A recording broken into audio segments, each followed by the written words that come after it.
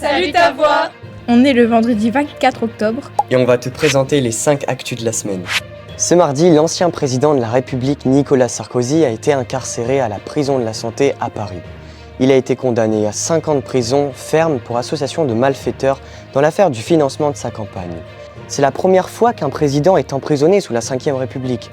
Et à peine emprisonné, ses avocats ont déposé une demande de remise en liberté. Laurence Descartes, la directrice du Louvre, a été auditionnée par les sénateurs ce mercredi. Rappelle-toi, dimanche matin, un cambriolage a eu lieu dans la galerie Apollon du musée. Des joyaux de la couronne de France ont été dérobés pour un montant d'environ 90 millions d'euros. La directrice a affirmé que les alarmes ont fonctionné, mais que la vidéosurveillance était insuffisante. Elle réclame un commissariat de police au sein du musée. Tu as sûrement remarqué les vents violents ce jeudi. La tempête Benjamin a traversé la France. 11 départements étaient placés en vigilance orange, dont le Nord et le Pas-de-Calais. Peu de dégâts sont à déplorer dans la région. Le trafic TER a été perturbé. Les digues ont été fermées en raison du risque de submersion.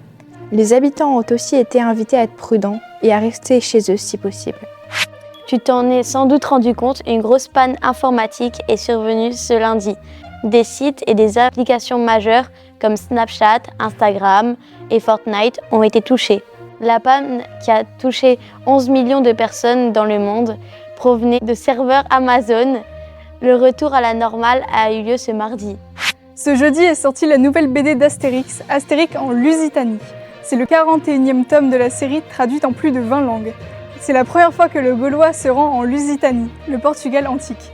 Cet album est illustré par DJ Conrad, dessinateur d'Astérix depuis 2013, et écrit par Fab Caro, qui en est à son 2e scénario. Et toi, tu vas le lire ? Bon week-end et abonnez-vous!